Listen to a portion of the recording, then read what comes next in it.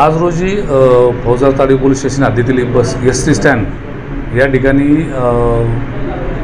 लक्ष्मण शिंदे हे त्यांची पत्नी व 3 वर्षाची मुलगी यांच्यासह बार्शी येथे जाण्यासाठी आले असता त्या ठिकाणी तिकीट काढत असताना विनावाहक जी बस आहे त्या तिकीट काढत असताना साहेबराव शिंदे यांना पैसे कमी करण्यामुळे त्यांनी त्यांच्या पत्नीला आवाज दिला। ती पत्नी पैसे देण्यासाठी मुलीला त्या ठिकाणी उभं करून एक साधारण थोड्या अंतरावर त्या लाईनपर्यंत गेली आणि पैसे देऊन परत आल्यानंतर ती मुलगी त्या ठिकाणी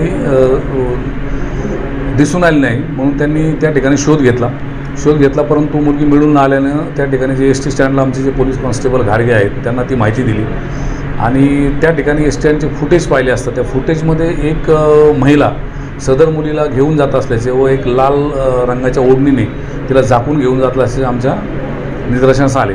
सदरची माहिती मिळताच तात्काळ आम्ही स्वतः PI Darade, API Khandagale, API Dhaygude आणि टीम असे एस टी स्टँड या ठिकाणी जाऊन प्रथम फुटेजची पाहणी केली। सदर महिला ही आधी एस टी स्टँडच्या बाहेर गेल्याचं दाखवते आणि नंतर पुन्हा आत येऊन एक एस टी पकडून ती मोहोळच्या दिशेने जात असल्याचं निदर्शनास आलं। तात्काळ आमची टीम जी आहे त्यामध्ये पोलीस शिपाई अजय चव्हाण आहे, माने, त्याच्यानंतर सोनवलकर, त्याच्यानंतर खरटमल आणि अशी टीम आम्ही रवाना केली तिच्या आईवडिलांना घेऊन। फुटेज पाहत असताना मोहोळ या ठिकाणी जाऊन ज्यावेळेस फुटेज पाहिलं त्यावेळेस ती तिथं उतरल्याचं व तिथं देखील पोलिसांची दिशाभूल करण्याच्या अनुषंगाने तिने आत बाहेर अशा पद्धतीने बनाव केला। त्यानंतर पुन्हा काही माहिती मिळाली की वैरागच्या दिशेने गेली, काही माहिती मिळाली सातारा एस टीत बसली। त्या पद्धतीने आमच्या टीमनी पंढरपूरपर्यंत माग काढला, परंतु त्याच दरम्यान मोहोळ पोलीस स्टेशनचे जे कर्मचारी आहेत बाबर आणि दराडे त्यांनी अतिशय चांगल्या पद्धतीने तिथं फुटेज काढल्यामुळं आमच्या स्टाफला ती माहिती दिली की ती महिला त्या ठिकाणाहूनच पुणा रोडच्या दिशेने चालत गेली दिसली।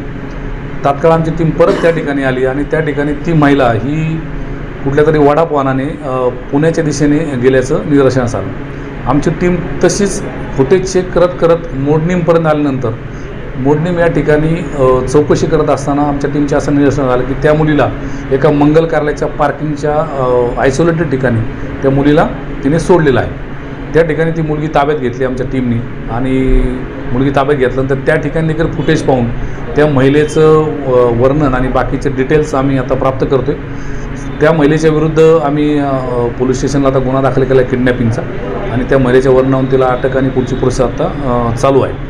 सदरची मुलगी ही सुखरूप आम्हाला मिळालेली आहे। तिला त्याच ठिकाणी आईवडील देखील त्यांच्याबरोबर होते, आईवडिलांच्या ताब्यात दिलेली आहे आणि आता पोलीस स्टेशनला येऊन पुढील कायदेशीर कारवाई आम्ही केलेली आहे।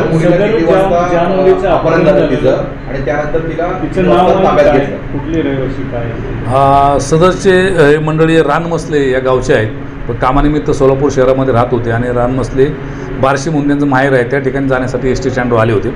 सदरची मुलीला किडनॅप केले साधारण 11:30च्या आसपास घेऊन गेले होते आणि मुलगी आम्हाला बरोबर मिळाली 3:30 वाजता। म्हणजे आमच्या टीमने कुठलीही वेळ न दवडता एकदम फास्ट कारवाई केल्यामुळं आणि CCTV फुटेजचा पुरेपूर उपयोग केल्यामुळं मुलगी मिळून आली, सुखरूप मिळून आली आपल्याला।